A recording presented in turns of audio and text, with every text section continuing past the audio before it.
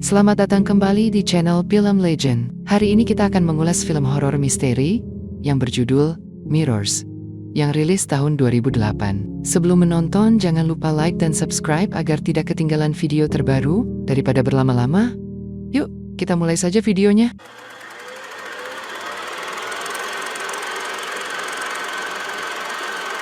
Gary terlihat berlari melalui stasiun kereta bawah tanah. Berusaha keluar, dia sampai di pintu yang terkunci dan membukanya dengan paksa. Setelah masuk, dia menuju ke jendela.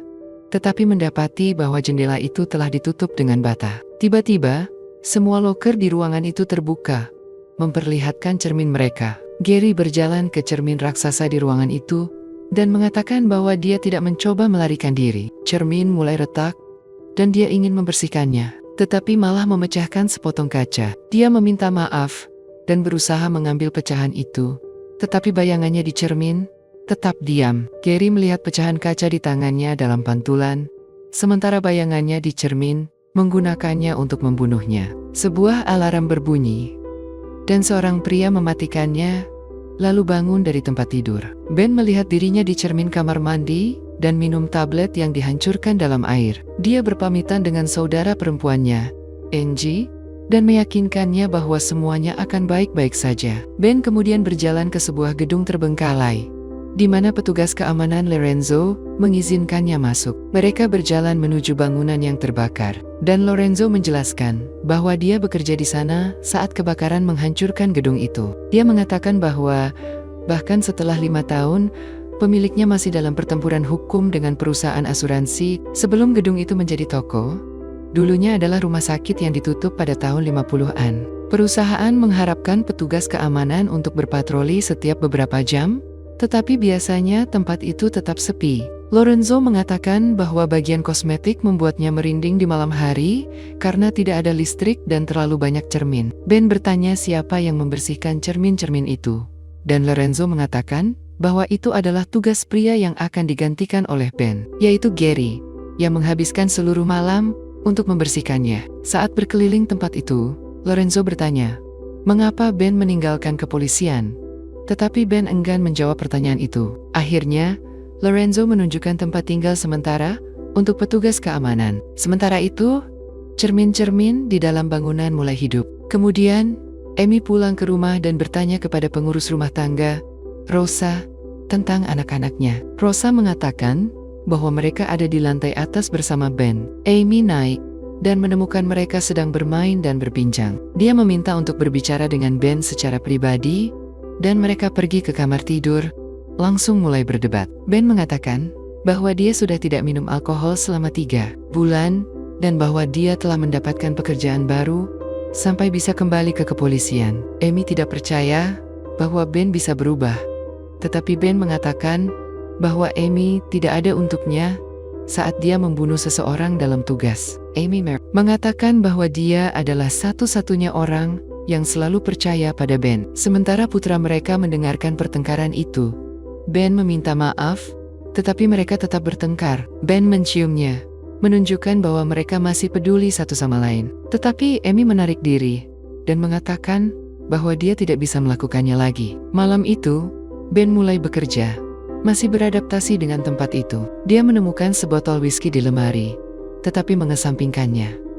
Alarmnya berbunyi, dan dia mulai berpatroli di dalam gedung. Bagian dalam toko yang terbakar itu tampak seperti mimpi buruk yang menjadi kenyataan. Ben tiba di bagian kosmetik, melihat bayangannya di salah satu cermin, dan membersihkan sedikit kotoran dari seragamnya. Sebelum pergi, dia melihat sidik tangan di cermin. Dia menyalakan lampu dan mencoba membersihkannya, tetapi tampaknya sidik tangan itu berasal dari dalam cermin. Seluruh cermin penuh dengan sidik tangan sampai ke bagian atas. Dalam pantulan, sebuah pintu terlihat terbuka, tetapi dalam kenyataan, tetap tertutup. Ben tetap memeriksa pintu itu, dan menemui tangga curam yang membawanya ke ruang bawah tanah yang tergenang air. Dia menyalakan lampu, dan pintu dalam pantulan tiba-tiba tertutup dengan keras. Keesokan harinya, Ben berada di rumah dan minum tablet lain saat Angie datang dan menyuruhnya berhenti meminumnya. Dia khawatir tentang Ben, tetapi Ben mengatakan bahwa meskipun dia tidak menyukai pekerjaannya yang sekarang, dia membutuhkannya untuk merawat Amy dan anak-anaknya. Dia tidak ingin tidur di sofa Angie selamanya.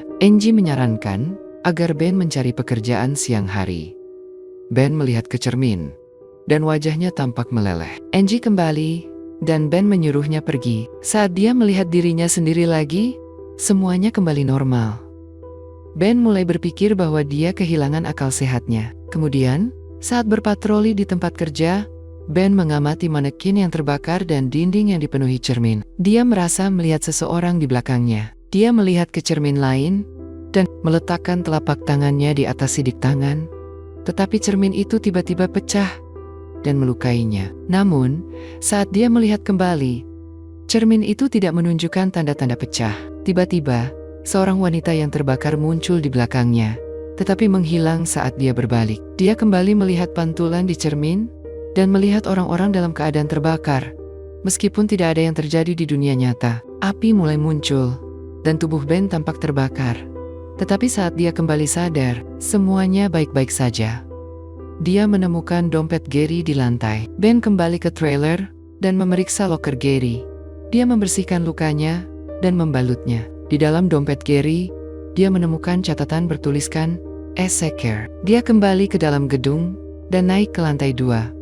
Menuju bagian kosmetik. Saat dia tiba, dia mendengar seorang wanita menjerit kesakitan. Dia mencari sumber suara itu, berlari menuju arahnya, tetapi tidak menemukan siapapun. Tiba-tiba, dia melihat bayangan wanita itu di cermin, tetapi tidak melihatnya dalam kenyataan. Dia menarik tirai ruang ganti, tetapi tidak ada apa-apa. Dia kemudian menarik cermin lebih dekat, menempatkannya di depan ruangan, dan menyorotkan cahaya ke arahnya, sehingga wanita yang terbakar itu kembali muncul dalam pantulan. Sementara itu, putra Ben, Michael, terbangun sambil berteriak. Saat Amy mencoba menenangkannya, Michael mengatakan bahwa ada seorang wanita yang menjerit di cerminnya. Amy meyakinkannya bahwa itu hanya mimpi buruk dan meninggalkan kamarnya. Saat dia mematikan TV dan bersiap tidur, wanita itu muncul di layar dan di cermin Michael. Kemudian, Ben pergi ke bar tempat Angie bekerja dan menceritakan apa yang dialaminya. Angie mengira itu hanya stres akibat masalah hidupnya. Tetapi Ben terus berbicara tentang cermin dan bagaimana mereka ada di mana-mana. Dia merasa bahwa bayangannya sedang mengawasinya. Angie menyarankan Ben untuk mencari bantuan dan memintanya beristirahat. Saat Ben sedang tidur, seseorang mengetuk pintunya dan mengantarkan sebuah paket dari Gary. Paket itu berisi artikel tentang kebakaran di toko, serta artikel tentang pria yang mengaku bertanggung jawab atas kebakaran itu. Ben tiba di tempat kerja saat Lorenzo hendak pergi. Lorenzo mengatakan bahwa polisi telah datang dan mengabarkan kematian Gary, meskipun mereka tidak memberitahu penyebabnya. Lorenzo juga mengatakan bahwa mereka akan mengirim seseorang untuk memperbaiki kebocoran di ruang bawah tanah. Amy sedang bekerja mengawasi autopsi ketika dia dipanggil ke lobi untuk bertemu Ben. Dia meminta Amy menunjukkan jasad Gary karena dia perlu tahu bagaimana dia meninggal. Ben menceritakan semuanya dan meyakinkan Amy untuk membantunya. Mereka masuk ke ruang pendingin, dan ahli patologi memberitahu mereka bahwa Gary bunuh diri, tetapi polisi masih menyelidikinya. Ahli patologi menjelaskan bahwa Gary menggunakan serpihan cermin untuk melakukannya. Saat Ben melihat tubuhnya, refleksinya mengucapkan kata Ezekiel. Ben juga meminta berkasnya dan berhasil meyakinkan Amy untuk membantunya. Dia melihat foto-foto tempat kejadian perkara dan menunjukkan kepada Amy salah satu yang menampilkan senjata. Hanya senjata yang terlihat di refleksi yang berlumuran darah, sementara senjata asli tidak. Ben mulai berpikir bahwa cermin menunjukkan sesuatu yang sebenarnya tidak terjadi, memaksa kita melakukan hal-hal yang tidak kita inginkan. Amy memperingatkan Ben untuk tidak berbicara seperti itu jika dia ingin kembali bertugas. Dia mengakui bahwa dia melihat hal-hal aneh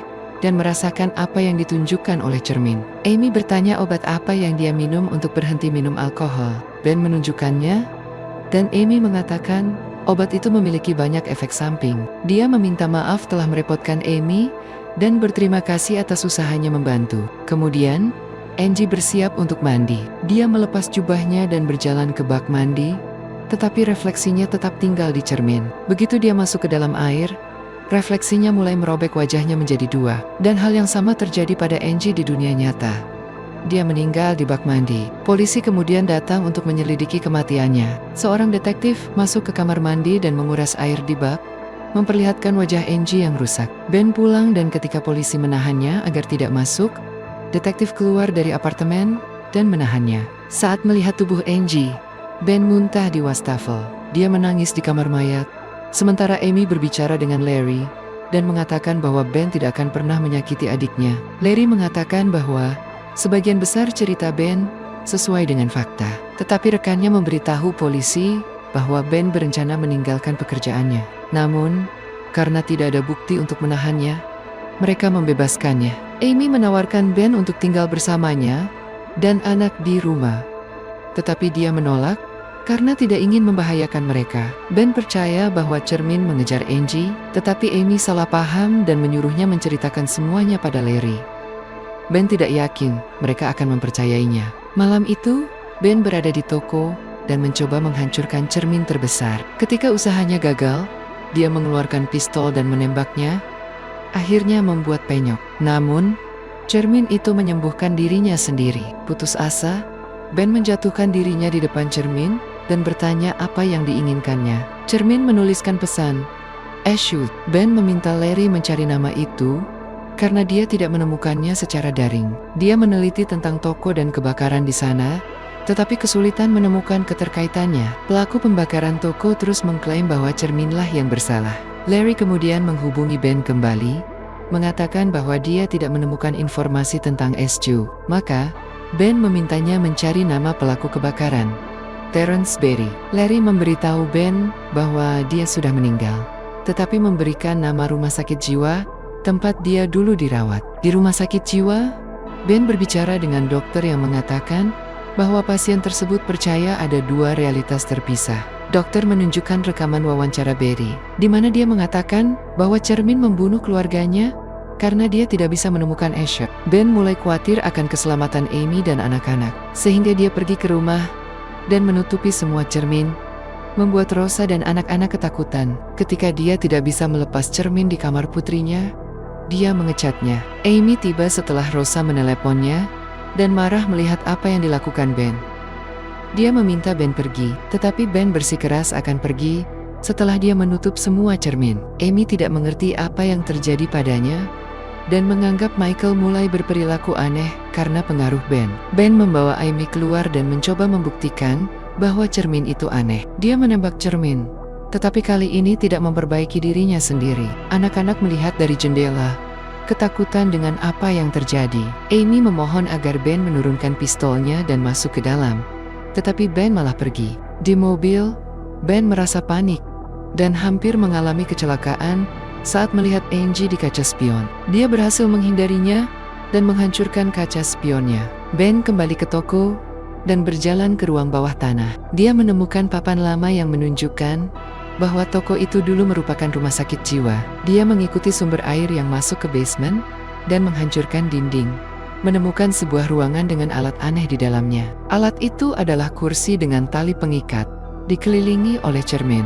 Saat Ben melihat pantulannya, refleksi itu tiba-tiba menembaknya. Ben kemudian meminta Larry mencari daftar pasien dan karyawan rumah sakit. Larry memberinya semua dokumen yang dia temukan tentang Anna Essex. Gadis itu dimasukkan ke rumah sakit saat berusia 12 tahun karena skizofrenia dan perilaku kekerasan. Namun, dia keluar dari rumah sakit 2 hari sebelum pembantaian yang membuat semua pasien terbunuh. Ben menemukan bahwa Anna masih hidup dan melacaknya ke Pennsylvania. Ketika menemui keluarganya, dia mengetahui bahwa Anna tinggal di biara, di mana cermin dilarang. Ben akhirnya menemui Anna dan memohon bantuannya untuk menyelamatkan keluarganya. Anna mengungkapkan bahwa cermin adalah jendela ke dunia mereka, dan sesuatu yang terperangkap di dalamnya sedang mencari dirinya. Terapi Dr. Kane membuat iblis di dalam Anna berpindah ke cermin. Sekarang, iblis itu telah mengumpulkan jiwa orang yang dibunuhnya. Anna menolak kembali karena takut iblis akan menggunakannya sebagai wadah untuk kembali ke dunia nyata. Namun, setelah Ben menunjukkan foto keluarganya, dia mulai mempertimbangkan untuk membantu. Sementara itu, di rumah, Michael berbicara dengan seseorang di cermin. Refleksinya membuka pintu kamar, dan Amy melihat pantulan Michael masih ada di cermin, meskipun dia sudah pergi. Panik, Amy menelepon Ben, yang memperingatkannya untuk menjauhi air dan cermin. Namun, sesuatu menyerangnya, dan dia menjatuhkan telepon. Ben memaksa Anna kembali ke gedung tua, dan mengikatnya di kursi di ruang cermin. Dia berdoa saat iblis berusaha melewati batas cermin. Tiba-tiba, semua cermin di gedung meledak, membunuh Anna, tetapi membebaskan Michael. Ben kemudian berhadapan dengan iblis yang telah mengambil alih tubuh Anna. Setelah pertarungan sengit, dia berhasil membunuhnya dengan meledakkan gas di basement. Gedung itu runtuh, dan Ben berusaha melarikan diri. Ketika dia keluar, dia melihat polisi dan petugas pemadam kebakaran, tetapi tidak ada yang memperhatikannya. Dia menyadari bahwa segala sesuatu tampak terbalik, termasuk lencana Lorenzo dan tulisan di mobil. Ketika dia melihat tangannya di cermin, lukanya ada di sisi yang salah. Akhirnya, dia menyadari bahwa dia telah terjebak di dunia cermin tanpa refleksi di dunia nyata. Ending yang sangat plot twist. Menurut kalian, bagaimana video tadi? Berlangganan jika kalian ingin melihat video terbaru dari kami. Terima kasih sudah menonton sampai selesai, dan jangan lupa tonton terus video terbaru dari kami yang lainnya.